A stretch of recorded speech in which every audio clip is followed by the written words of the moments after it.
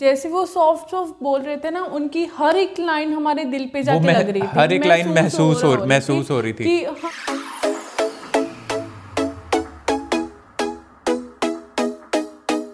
Hello guys, तो guys we are back with another reaction video. इस video में हम रिएक्ट करने वाले हैं खेसारी लाल यादव जी की रियल लाइफ स्टोरी।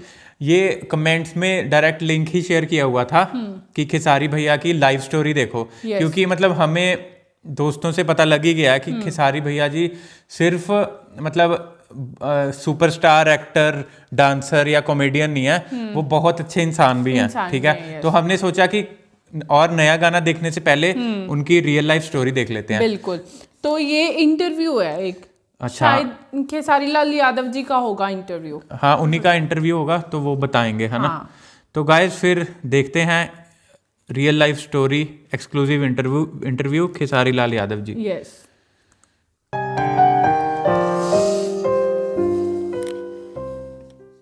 नमस्कार, प्रणाम। मैं खेसारी लाल यादव और इस चैनल से जितने लोग जुड़े हैं सबको दिल से थैंक यू और ढेर सारी शुभकामना आपके जीवन के लिए, ताकि ऐसे ही आप खुश रहें और लोगों को खुशी से अपनी खुशी बांटते रहें। शुरू में मैं एक ऐसे गांव से था जहाँ पे बहुत स्कोप बहुत कम है। जब मैं पेट में था तो उस समय माटी का घर था मेरा, और मेरे पैदा होने से 2-3 महीने पहले वो ढह चुका था। तो ढहने के बाद अब आदमी कहाँ जाए, तो फिर बगल में एक हमारे जैसे गांव में बहुत सारे लोग अपने होते हैं, उनका ही घर था, वहीं पे पैदा हुआ था मैं। फिर 3-4-5 महीने मेरी माँ वहाँ रही। मतलब जैसे वो पुरानी अपनी स्टोरी बता रहे हैं, आंखों में दर्द देखो, दिख रहा है ना आंखों में, वो थोड़ा आंखें जैसे नम हो जाती हैं। अपने परिवार के, अपने ख़ानदान के ही लोग थे। फिर हमारा घर धीरे धीरे बन गया, तो शायद माँ वहाँ आई। ये मैं अपने माँ के मुंह से सुनता हूँ, पापा के मुंह से सुनता हूँ, क्योंकि मुझे तो उस वक्त याद तो है नहीं चीज़ें। तो मम्मी पापा बताते हैं मुझे कैसा था। 6-7 बरस का था तब से मैं दूध बेचता था, भैंस चराता था। तो काफ़ी गांव में मेरी काफ़ी दिन मेरी जीवन कटी है। उसके बाद मैं जो रामायण महाभारत गाते हैं गांव में, वहाँ पे मैं सीखने लगा रामायण महाभारत, और लोगों के साथ झाल बजाते समय मुझे 10 रुपये मिलते थे। तो उस वक्त 10 रुपये ज़्यादा थे। 98-99 से मैं अच्छा करीब इस लाइन में आया 98 से। तो 10 रुपये मिलते थे। कहीं कहीं मैं कुछ ज़्यादा बोलता था तो 10-20 और ज़्यादा मिल जाते थे। तो दिन भर रात भर में शो करता था और दिन में मैं पढ़ाई करने जाता था। तो बहुत कष्ट होता था कि अपने पैसे से पढ़ाई करना बड़ा, लेकिन अच्छा भी लगता था कि मैं अपने पैसे से पढ़ाई कर रहा हूँ। बहुत कम ऐसे फाइनेंशियली चीज़ें हो पाती थी, क्योंकि पापा अकेले कमाने वाले थे। तो स्थितियाँ सुधरती नहीं थी, क्योंकि हम ज़्यादा 7 भाई हैं, चाचा के 4 लड़के हैं और मैं 3 भाई। तो 7 भाई और माँ ने ही सबको पाला है। चाचा के 3 लड़के या 4 लड़के, 4, हाँ, ये 3 भाई है। वो जॉइंट फैमिली थी। हाँ, उन्होंने ये नहीं बोला कि हम 3 भाई है, हाँ 7 भाई बोला। 7 भाई बोला। हाँ, बाद में एक्सप्लेन किया कि ऐसे ऐसे हैं। हाँ। चाचा की वाइफ मेरी बहुत पहले गुजर गई, तो सबको माँ ने ही पाला। अच्छा। तो 7 भाइयों का देखना, खाना पीना, पढ़ाई लिखाई हर आदमी का, और एक कमाने वाला, तो प्रॉब्लम तो होती ही थी। हमारे पास ज़मीन भी नहीं थी। 5 से 7 कट्ठा ज़मीन हमारे पूर्वजों के थे। फिर भी धीरे धीरे पापा ने बहुत स्ट्रगल करके चना बेच के, गार्ड की नौकरी कर करके उन्होंने हमें यहाँ तक पहुँचाया। तो उसके बाद मैं फिर चला गया आपके दिल्ली में बहुत सारा स्ट्रगल हुआ। फिर लिट्टी चोखा बेचने लगा। लिट्टी चोखा बेच के फिर शादी हो गई मेरी। फिर लिट्टी चोखा बेचा वाइफ के साथ। पापा, मैं, वाइफ, मम्मी सब लोग दिल्ली रहते थे। एक झोपड़ी था, उसी में लिट्टी बनता था और हम लोग बेचते थे।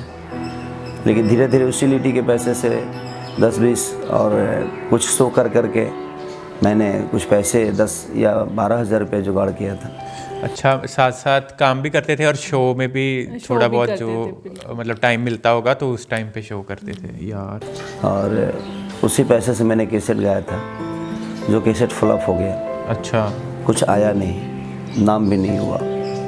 तो मैं लोकगीत का गायक था ही नहीं। मैं एक रामायण महाभारत गाता था, उसमें कितने पैसे हैं। तो मेरी गायकी भी डिफरेंट थी लोगों से, जो लोग गीत गाते हैं उन लोगों से डिफरेंट गायकी थी मेरी। लेकिन फिर एक कैसेट गाया 24,000 रुपये लगा के, वो कैसेट थोड़ा बहुत बजा। उसके बाद कंपनी प्रोजेक्ट होने लगे। तो कंपनी प्रोजेक्ट होने लगे तो मेरे पैसे नहीं लगते थे, कंपनी लगाती थी मेरे ऊपर। फिर 2-3 कैसेट ऐसे गाया, 4-5 कैसेट करीब। फिर उसके बाद एक कैसेट गाया मालभेटाई मेला में, और वो रातों रात इतना बड़ा, उस समय मेरी बेटी हो चुकी थी, तो वो रातों रात मुझे स्टार बना दिया। यानी लोगों के दिल में एक जगह बना दी, स्टार नहीं बोल सकते, लोगों के दिल में एक मेरी अहमियत, जो मेरी पहचान। सिंप्लिसिटी देखो, मतलब किसी की कोई एक वीडियो भी वायरल हो जाए तो वो बोलते हैं कि मैं स्टार बन गया। खेसारी भैया बोलते हैं कि स्टार नहीं, मैं थोड़ा दिल में जगह बना ली। और कितने बोलते हैं ना कि कितना ठहराव से बातें कर रहे हैं। हमें भी जिस तरीके से खेसारी भैया बोल रहे हैं, इमोशंस आ रहे हैं, थोड़े गूज बम्स भी आ रहे हैं, है ना। पहचान थी जो छुपी हुई थी, उस कैसेट ने मुझे एक पहचान दिया और रातों रात में सबके दिल का राजा बन गया। वाह। और उसके बाद सिलसिला शुरू हो गया। तो फिर उस वक्त भी मैं लिट्टी चोखा बेच रहा था। फिर जब कैसेट बड़ा हिट हो गया तो फिर लिट्टी चोखा का दुकान मैं छोड़ दिया, पापा बेचने लगे। फिर पैसे जब आने लगे तो मैंने पापा को भी बोल दिया, पापा ये सब छोड़ दीजिए। तो पापा ने भी छोड़ दिया और फिर हर चीज़ अपने जिम्मेदारी पे मैं ले लिया। तो स्ट्रगल पीरियड, जब मैं कैसेट भी गाता था तो उस समय स्ट्रगल पीरियड मेरी बहुत बड़ी होती थी। धूप में जाना, साइकिल चला के कैसेट का प्रचार करना। खुद ही आजकल कैसेट के प्रचार नहीं हो पाते हैं। आजकल तो यूट्यूब का एक दौर है कि आप कुछ भी गाइए, कुछ भी करिए, आप यूट्यूब पे डाल दीजिए, आपकी चीज़ें लोगों तक पहुंच जाती है। उस टाइम कितना मुश्किल था कैसेट्स को या अपने सॉन्ग्स को लोगों तक पहुंचाना। अब तो बहुत, फिर भी थोड़ा इजी हो गया, यूट्यूब के जरिए सबको पता लग जाता है। लेकिन पहले ऐसा नहीं था, पहले पहुंचाना पड़ता था। उस समय सेल्समैन बन के नहीं, एकदम पुअर बन के आपको जाना पड़ता था, एक लाचार आदमी बन के जाना पड़ता था। फिर भी लोग नहीं रखते थे कैसेट, पोस्टर चिपकाने पे पोस्टर फाड़ देते थे सब। अरे गाली गलौज भी होती थी, तो बर्दाश्त तो करना पड़ता था, क्योंकि आपको एक अपनी दुनिया में छवि बिखेरनी है, छवि तो बिखेरनी है, तो कहीं ना कहीं आपको चीज़ें बर्दाश्त करनी पड़ेगी। और उस समय माँ बहन की गाली भी सुननी पड़ती थी। तो मैं खुद ही 12-2 बजे रात को कहीं अगर साउंड सुनता था कि हाँ यहाँ पे शादी ब्याह है, तो वहाँ पे ऑर्केस्ट्रा है, जो लड़कियाँ नाचती थी कलकत्ता से आकर, तो वहाँ पे डीजे बजता था, तो वहाँ पे कैसेट लेकर मैं जाता था, उनको 10-20 देता बिता के, प्लीज़ मेरा भी कैसेट बजाइए, मेरा भी गाना बजाइए, ताकि लोग मुझे जाने कि मैं भी कुछ कोई आदमी हूँ। तो उस टाइप से बहुत स्ट्रगल, रात भर घूमना भागना। तो उस बीच में सपोर्ट किसी का नहीं था। और फिर मैं दिल्ली से कैसेट गा के कम से कम 12-13 कैसेट मेरी सुपर डुपर हिट हुए। फिर मेरा एक सिनेमा, एक आलोक सिंह है जो कि पहला सिनेमा मुझे लेकर बनाए, बलिया के रहने वाले। तो पहला सिनेमा वो मुझे लेकर बनाए, साजन चले ससुराल, और प्रेमांशु जी उसके डायरेक्टर थे, स्मृति सिन्हा हीरोइन थी। तो वो सिनेमा मेरा बनने के बाद मुझे उस समय कुछ पता नहीं था, मैं डांस भी सीखा नहीं था, डांस सीखा आज भी नहीं हूँ, लेकिन देख देख के आज कुछ कर लेता हूँ। उस समय मैं 4 से 5 दिन फाइट सीखा था, और उसके बाद सिलसिला शुरू हुआ तो मैं महाड़ा में रहने लगा। हमारे एक दोस्त थे, बड़े भाई की तरह है, विकास सिंह बीरप्पन, जिन्होंने मुझे 2-3 महीने अपने घर पे रखा, और बहुत सारी चीज़ों पे काम करना था उस समय। ऑडियो भी मैं नहीं छोड़ना चाहता था कि नहीं ऑडियो नहीं छोड़ूंगा, मैं गाऊंगा।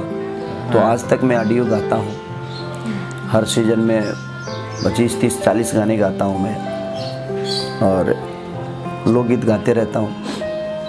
तो उस वक्त अकेले रहता था, खाना बनाना, कभी कभी खाना बना भी नहीं पाता था, तो मैं मार्केट से खाना खरीद लेता था। तो उस वक्त पैसे आ गए थे मेरे पास ताकि मैं कुछ खरीद सकूं। तो धीरे धीरे वही चीज़ें, उसके बाद सिलसिला शुरू हुआ। तो लगातार मेरी 3 सिनेमा सिल्वर जुबली हुई, लगातार 50 डे कहीं कितना सप्ताह चल रहा है, तो हर जगह 50 डे होता था। कभी किसी 30 हॉल में तो कभी 40 हॉल में, इस टाइप से सिनेमा मेरे चलने लगे, और लगातार 3 सिनेमा मेरा 50 डे हुआ। और उसके बाद जो भी किया सब अच्छे लेवल का सिनेमा किया मैंने, और आज यहाँ तक पहुँचा। आप सबके दिल में एक जगह बनाई, सारी स्ट्रगल को मन में रखते हुए, दिल में रखते हुए, और अपनी गरीबी को भी दिल में रखते हुए, अपने ध्यान में रखते हुए, मैं उस गरीबी को देखकर मैंने मेहनत की, मैं अपने उस लाचारी को देखकर मेहनत की कि मुझे और मेहनत करना है, और कोशिश किया तो आज यहाँ तक हूँ, लोगों के दिल में हूँ।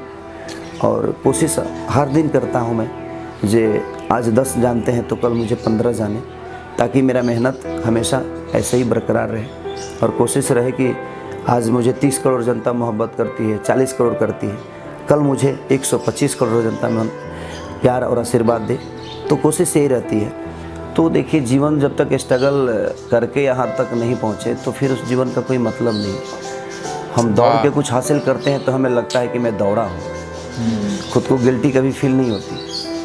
तो कोई ज़रूरी नहीं है कि हर आदमी स्टार बने, हर आदमी लोगों के दिल में अपनी अहमियत जगाए और लोगों के दिल में अपनी अहमियत बना ले। आप जहाँ भी रहें, जिस क्षेत्र में रहें, उस क्षेत्र में आपको बहुत बड़ा स्कोप है। इसीलिए मेहनत से कुछ भी हासिल हो सकता है, बशर्ते आप मेहनत कहाँ कर रहे हो, ये बहुत ज़रूरी होती है। बिल्कुल, कहीं ना कहीं आप जहाँ भी मेहनत करिए, ईमानदारी से करिए, आपको वो चीज़ें मिलेगी। और मैं उसका एक मिसाल हूँ, क्योंकि मेरे पास ना गायकी थी और ना ही कोई चेहरा था और ना ही कोई पहचान थी, लेकिन उसके बावजूद भी मेहनत किए हम, अपने औकात से ज़्यादा मेहनत किया मैंने। तो मेरी वो लेवल नहीं थी, उसके बावजूद भी पैदल घूम घूम के, ट्रेन पे बैठ के, बस के ऊपर बैठ के बहुत सारी चीज़ें की, तो चीज़ें तो आ गई ना अपने पास। आज लोगों के दिल में एक जगह तो है ना। तो बस कोशिश करिए, मुश्किल नहीं है कुछ भी, अगर ठान लीजिए आपके अंदर वो अगर शक्ति है, आपका मंजिल तय है, तो आपको कोई रोक नहीं सकता। आप दुनिया के दिल में अपनी एक जगह बना सकते हैं। चलिए, प्रणाम। इस चैनल पे जो स्टोरी मैंने आपको बताई अपने जीवन की, अगर आप 10 भी इसको फॉलो करें तो शायद आप 10 की जीवन बदल जाएगी। और इस चैनल पे बहुत सारे ऐसे लोगों से जीवन से जुड़ी हुई चीज़ें हैं जो आप सुने, ताकि हो सकता है जब आप फ्रस्ट्रेट हैं तो उस चीज़ों को कभी फ्रस्ट्रेट होकर कुछ गलत काम ना करें, ताकि आपके माँ बाप आपके पीछे हैं, आपकी परिवार है, पूरी फैमिली है। तो मेरे कहने का मतलब कि जीवन में बहुत कुछ स्ट्रगल होता है। स्ट्रगल से कभी भागिए मत, स्ट्रगल से घबराइए मत, क्योंकि स्ट्रगल आपके जीवन का वो हिस्सा है जो आप जिस दिन आपको कामयाबी मिलेगी तो आप दुनिया का एक एक्सप्रेशन बन सकते हैं आप। अगर आप स्ट्रगल करके नहीं आएंगे तो आपके जीवन में कुछ बताने के लिए नहीं रह जाता है। तो स्ट्रगल को हमेशा अपना ताकत बनाइए, ताकि आपके जीवन में आपके अपने बच्चों को भी बताने के लिए कुछ तो चीज़ें हो जो आप अपने बच्चों को बोल सकें कि मेरे पास ये था बेटा, मैं कुछ नहीं था। तो जब स्ट्रगल करके आएंगे तो आपकी अपनी कहानी होगी, आपके अपने इतिहास होंगे। और इस कहानी को ज़रूर पढ़िए कि एक लिट्टी बेचने वाला, एक भैंस चराने वाला, एक दूध बेचने वाला आदमी यहाँ तक पहुँच सकता है। तो आपके पास तो आप कैपेबल हैं, आपके पास तो बहुत सारी आज सुविधाएं हैं। हम विदाउट सुविधाएं यहाँ तक पहुँचे थे, लेकिन आज तो बहुत सारा स्कोप है, बशर्ते हमें लगन से चीज़ें करनी है। तो आप लगन से चीज़ों को करिए। बस दिल से थैंक यू। इस चैनल को ढेर सारा प्यार दीजिए और अपने जीवन को कभी डिप्रेशन में लेके मत जाइए। कोशिश करिए कि आप दुनिया के इतिहास बने और उस इतिहास के पन्ना दुनिया पढ़े और कुछ सीख मिले आपसे। Thank you. यार, हमें खेसारी लाल यादव जी ने इतना मोटिवेट किया ना कि हमें और मेहनत करनी है, बस थकना नहीं है, बस लगे रहना है। जो हम काम कर रहे हैं ना, दिल से करो, लगन से करो, तो कैसे नहीं आप सक्सेस हो गए। हाँ, हो गए। और खेसारी भैया ने ये बात, मतलब ये बात देखो कि कितने नरम स्वभाव के, कितनी मतलब बोलने स्वीट, कितने सॉफ्टनेस के साथ बोल रहे हैं, है ना। कोई ईगो नहीं है, इतने बड़े, मतलब हमारी सोच से भी परे इतने बड़े सुपरस्टार है ना खेसारी भैया, और कितने सॉफ्ट तरीके से बात कर रहे हैं। उस जैसे वो सॉफ्ट बोल रहे थे ना, उनकी हर एक लाइन हमारे दिल पे जाके लग रही थी। हर एक लाइन महसूस हो रही थी कि हम उनके ऊपर क्या उस टाइम पे हो रहा होगा, जब वो अपनी कैसेट्स को लेके जा रहे होंगे, खुद पब्लिसिटी कर रहे हैं। मतलब डीजे वाले भैया से बोल रहे हैं कि मैं तुम्हें पैसे भी दे रहा हूँ और मेरा कैसेट में 1-2 गाने बजा दो, मतलब वो बोल रहे हैं ना, साइकिल पे भी मैं जाता था, पैदल जाता था अपनी कैसेट बेचने के लिए। बहुत इंस्पायरिंग स्टोरी है। मतलब स्ट्रगल सबकी अलग अलग होती है, ठीक है, खेसारी भैया की स्ट्रगल जो है वो बहुत मोटिवेटिंग है, क्योंकि मतलब यही हमें एंड में कितने अच्छे मैसेज देके गए हैं कि कुछ गलत कदम ना उठाएं, आपके पीछे आपकी फैमिली भी होती है। और ये भी भैया ने ये भी बोला कि हर कोई बंदा स्टार तो नहीं बन सकता, पर आप अपनी अपनी फील्ड में अपना 100% दो, मेहनत करो, और अपनी फील्ड में अगर कुछ आप अचीव, जरूरी नहीं है कि दुनिया आपको जाने, ठीक है, और सुपरस्टार बन जाओ, पर अपनी फील्ड में कुछ अचीव कर लोगे तो आगे अपनी नेक्स्ट जनरेशन को भी आप बता सकते हो कि मैंने ऐसे ऐसे मेहनत की थी। बिल्कुल बिल्कुल, क्या और बात है। ये भी उनको नेक्स्ट जनरेशन को बताने के लिए भी कुछ मोटिवेट होना चाहिए, मोटिवेशनल कुछ होना चाहिए जो आप उनको बताओ, वो आपकी स्टोरी से इंस्पायर हो। पर बहुत स्ट्रगलिंग स्टोरी थी उनकी, आंखों में हम दर्द देख सकते थे, आवाज में महसूस कर सकते थे, और वो थोड़ी नमी थी उनकी आंखों में, क्योंकि पुराना टाइम याद करके उनको भी होता होगा ना कि यार पहले बोला था कि जब मैं होने वाला था तो मेरा घर भी मिट्टी का था, है ना, वो भी ढह गया था।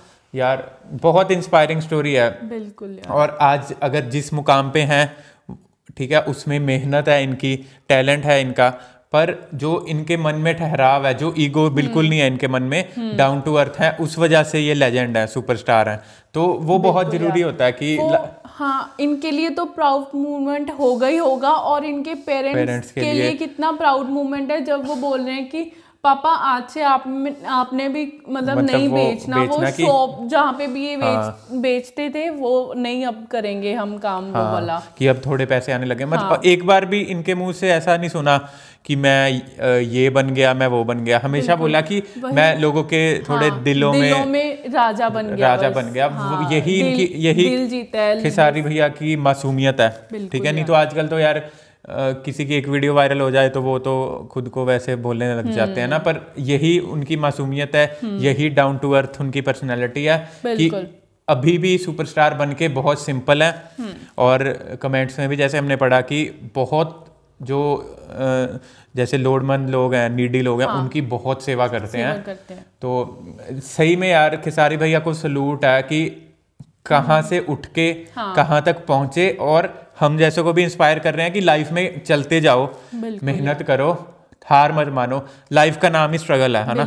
ये आपकी फील्ड है, कोई भी फील्ड हो सकती है यार। आप कोई जॉब कर रहे हो, आप यूट्यूब कर रहे हो, जॉब कर रहे हो। जॉब वैसे तो कोई बड़ी छोटी नहीं होती, बस वो मन लगा के करो, उसी जॉब में आप आगे आगे बढ़ते जाओगे। तो guys thank you so much ये लिंक शेयर करने के लिए। बहुत मजा आया, बहुत इंस्पायर हुए खेसारी लाल यादव जी की इंटरव्यू देख के, और बहुत कुछ सीखने को मिला। और अगर उन्होंने जो बातें की, हम खुद या हम सब एक दो चीज़ें भी अपनी लाइफ में, एक चीज़ ही मान ले कि बस मेहनत करते रहो, तो लाइफ में काफ़ी आगे तक जा सकते हैं। तो गाइस फिर करते हैं इस रिएक्शन वीडियो को यहीं पे ख़त्म। अगर वीडियो अच्छी लगी तो वीडियो को कर दो लाइक, हमारे चैनल को कर दो सब्सक्राइब, इंस्टाग्राम को कर लो फॉलो, लिंक इन डिस्क्रिप्शन। मिलते हैं आपसे अगली वीडियो में, तब तक के लिए बाय।